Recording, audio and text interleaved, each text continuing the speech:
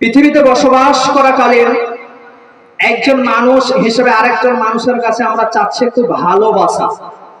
ভালোবাসা চাচ্ছি। একটা সন্তান হিসেবে আমরা পিতামাতার কাছে ভালোবাসা চাচ্ছি, যে পিতামাতা যেন আমাদেরকে একটু ভালোবাসে। বৃদ্ধ বয়স্ক পিতামাতা তারা চাচ্ছে যেন আমার সন্তান আমাকে একটু ভালোবাসে, বৃদ্ধ হয়ে গেছে যেন আমাকে একটু দেখাশোনা করে। তারপরে পৃথিবীতে আপনার স্বামী স্ত্রীর ভালোবাসা আছে, পৃথিবীতে আপনার যুবক যুবতীর প্রেম প্রীতি আছে, এটা অবৈধ সম্পর্ক। এই আজকে জলসার দিনে অনেক যুবক যুবতী তারা রাস্তাঘাটে ঘোরাফেরা করছে। তো এই যে প্রেম, এটা হারাম রিলেশনশিপ, তো এটাও এক ধরনের ভালোবাসা, প্রেম।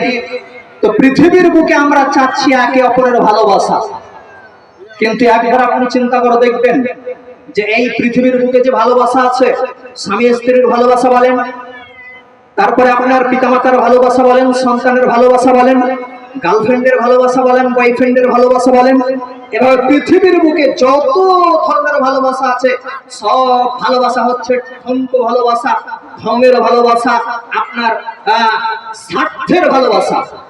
আপনি যখন মারা যাবেন, মারা যাওয়ার সঙ্গে সঙ্গে আপনার এই ঠুনকো ভালোবাসা শেষ হয়ে যাবে, ধ্বংস হয়ে যাবে।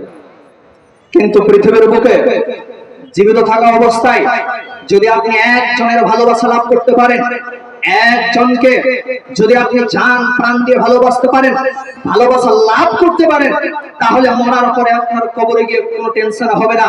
আপনার মরার পরে যত জগৎ আছে, ওই জগৎগুলো আপনার চুল বরাবর কোনো টেনশন হবে না। সেই ভালোবাসার নাম হচ্ছে আল্লাহর ভালোবাসা। আল্লাহর ভালোবাসা আমাদেরকে লাভ করতে হবে। কি কি গুণ থাকলে আমরা আল্লাহর ভালোবাসা লাভ করতে পারবো, সেটা পবিত্র কোরআনে আল্লাহ তাআলা বলেছেন যে আল্লাহর ভালোবাসা লাভ করতে গেলে আমাদের ভিতরে কি কি গুণ থাকতে হবে।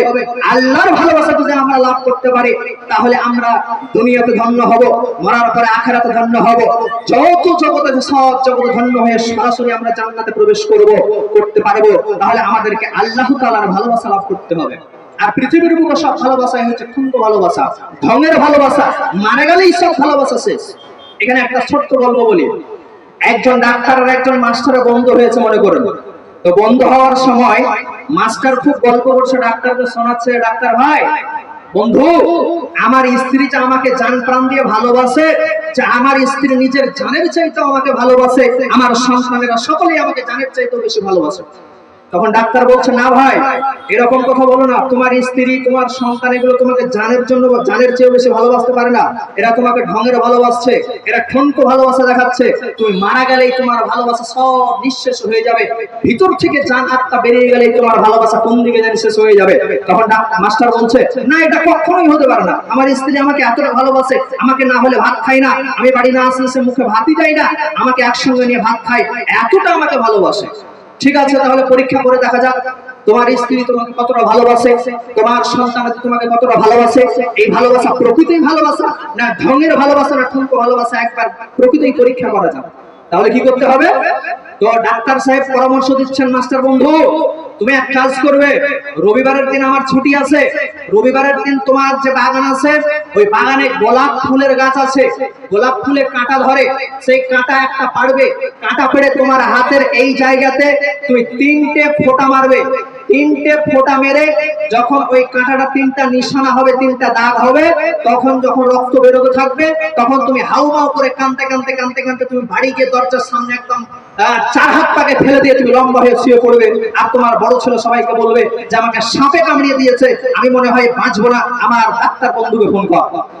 ঠিক আছে, প্ল্যান অনুযায়ী রবিবারের দিন সকালবেলাতে বাগান গেছে, একটা গোলাপের কাঁটা পেড়ে হাতে 3টা ফুটো করেছে, রক্ত বেরিয়ে গেছে, হাউমা করে কাঁদতে কাঁদতে বাড়ি চলে এসেছে। কি হলো কি হলো? স্ত্রী বলছে কি হলো, বেটা বলছে কি হলো, তখন বলছে আমাকে সাপে কামড়িয়ে দিয়েছে, মনে হয় আমি আর বাঁচবো না, খুব শরীর জ্বালাতন করছে, লম্বা হয়ে চিত হয়ে শুয়ে পড়েছে, তোমার ডাক্তার কাকুকে ফোন করো, নইলে আমি আর বাঁচবো না। তখন ডাক্তার কাকুকে ফোন করেছে, ফ্যামিলির ডাক্তার বন্ধু, বাপের বন্ধু ফোন করা হয়েছে। ডাক্তার বাবু এসেছে বাড়িতে, বলছে এই বাপকে, তোমার বাপকে আর বাঁচানো যাবে না, যদি বাঁচাতেই হয় তাহলে এই যে সাপে, একদম বিষাক্ত সাপে কামড়িয়ে দিয়েছে, যদি তোমার পিতাকে বাঁচাতেই হয় তাহলে তোমার পিতার যে জায়গাতে সাপে কামড়িয়েছে ওই জায়গাতে একদম মুখে করে রক্ত টানতে হবে। আর একটি কথা মনে রাখবে, যে রক্ত টানবে সে কিন্তু আর পৃথিবীর বুকে বেঁচে থাকবে না, সে সঙ্গে সঙ্গে মারা যাবে। তোমার পিতা তো বেঁচে যাবে, কিন্তু যে রক্ত টানবে, মুখ দিয়ে রক্ত টানবে, সে কিন্তু আর পৃথিবীর বুকে বেঁচে থাকবে না। বড় ছেলেকে বলছে, তুমি তোমার পিতা রক্ত টানো, তোমার পিতা যে মারা যাচ্ছে। তখন বড় ছেলে বলছে, না আমি মারা যাবো, তাহলে আমি কেন রক্ত টানতে যাবো?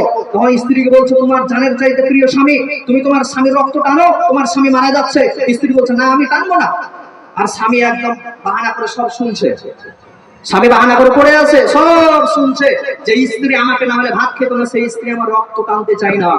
যে ছেলে আমাকে জানের চাইতে ভালোবাসতো, সেই ছেলে আমার রক্ত টানতে চাই না, আমাকে ভালোবাসে, ভালোবাসা দেখাচ্ছে।